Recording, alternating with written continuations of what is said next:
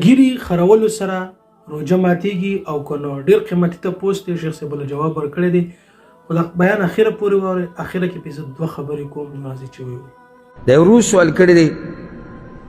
چې چا دا خبره کوله چې دا ګیره خریل چې دې سره روژه ماتیږي لکه څوک د روژې په دوران کې ګیره وخریي نو د ده روژه ماتیږي نو زه شکي کړی یم په دې مسله کې جواب د دې مسلې دا دی چې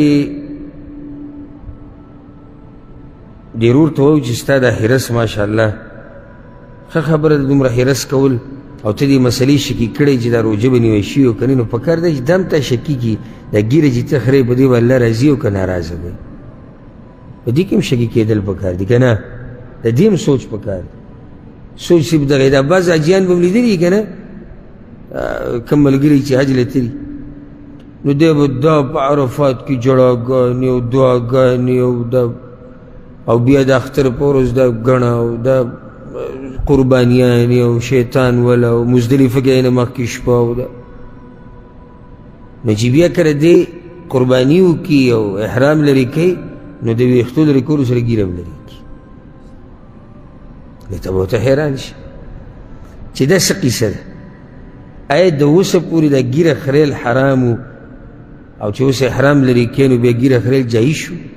که دې څه دلیلي موږ ته دې به یو سړی وښیه یا د روجې په خوله ګیره لرې کول دا حرام دي او چې روجې دې نه وي نو بیا ګیره لرې کوه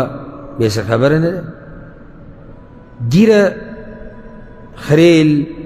دا په رمضان کې او په غیر رمضان کې حرام دي او حدیث کې راځي مشهور حدیث ته په صحیح بخاري سے مسلم کې خالف المشرکین د مشرکینو مخالفتو کوي وفر اللحى واحفو الشوارب ګیري ګڼې کوي او برید سپک کوي او یو حدیث کې راځي جز الشوارب برید لرې کوي وارخو اللحى او دا ګیري زوړندې کوي خالف المجوس د مجوسو مخالفتو کوي مجوسو د عادتو دا مجوس دغه طرفونو ته اوسېدو دا کم طرفونو ته زموږ دا ملکونه دي دوی د عادت ته پوخان او ځکه د پیغمبر صلی الله علیه وسلم خوا ته دوه کسان راغلي د کسرا د طرف نه د فارس چې کوم مشر و په هغه ټایم کې نو هغوی برید اوږده اوږده ګیرې نه وي پیغمبر صلی الله علیه وسلم د هغوی مخونو ته کتوم نه نو پیغمبر صلی الله علیه وسلم ورته بیا وایي دا کړي م څه دي ځان سره وایي دا زموږ ته زموږ رب ویلي دي یعنې باچا یې یادو نو پیغمبر صلی الله علیه وسلم ورته خو زما رب خو موږ ته ویلي دي چې برید سپک کوي او ګیرې غټې کوي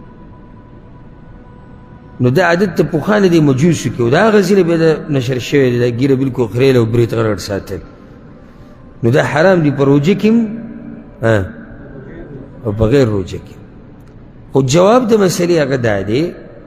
چې دې سره روژه نه ماتیږي بس هغه څه دي چې هغې سره روژه ماتیږي شریعت ښولي د هغې نه علاوه په ګناهونو سره روژې نه ماتیږي خو خوشحالیږه پې مه دې سره د روژې ثواب کمیږي دا پکې ده یو سړي 13 ورځې روژې ونیو الله له پوره پوره ثواب ورکړو دې بل هم 13 ورځې روژې نیولې او دغه شان سخته یې تېره کړې ده او ثواب یې پوره نه دی دا څومره لوی تاوان دی لکه بعض خلک تپوس کوي غیبت سره روژه ماتیږي که نه بعض وایي چې سړی فلم ته ګوري یا سندره ګوري دې سره روژه ماتیږي او که نه نه دې سره روژه نه ماتیږي ورې ستا څه مطلب دی چې تا ته هم دغه شان پوره اجر میلاویږي څنګه چې هغه نیک صالح مؤمن بنده ته میلاویږي داسې خو نشي کېدی او دا خو به انصاف نه شو چې هغه ته او ستا ته یو شان اجر میلاویږي که نه نو دې سره اجر کمیږي او روژه کې دا روژه د دې دپاره چې موږ تا پکې څه پرېږدو ګناهونه پرېږدو لعلکم تتقون چې تاسو ویرېږئ د الله چې ویرېږئ خو ګناهونه به پرېږدو او ځکه حدیث مشهور حدیث ته په صحیح بخاري کې شته من لم يدع قول الزور والعمل به څوک چې دروغ خبرې پرې نه دي او په دروغو باندې عمل پرې نه دي او د جاهلیت کارونه پرې نه دي فلیس لله حاجه ان يدع طعامه وشرابه الله ته دې ضرورت نشته چې دا سړی د خوراک پرېږدي او څښاک دې پرېږدي الله ته دې څه ضرورت دی چې صرف یې ځان د څه نه بند کړی د خوراک او څښاک او نور په هره ګناه باندې ورشي نو د روژې په دوران کې ګیره خریل دې سره څه کېږي روجه نه ماتیږي او ثواب ورسره کمیږي. والله اعلم. خدا بیان تاسو واورېدلو. دلته تاسو ته پیغام زما دا دی چې یو 2 ورځې ژوند دی. که ته چېرته مړ شي ته به خالي لاس ځې قبر له. تا سره به یو شی ځي هغه ږیره دی. نو څوک هم چې ږیره خروي هغې ته درخواست دی چې دا خرول پرېږدئ او بس توبه کوي او نوی ژوند شروع کوي. دا زما سیډ نه تاسو ته پیغام و. السلام علیکم ورحمت الله.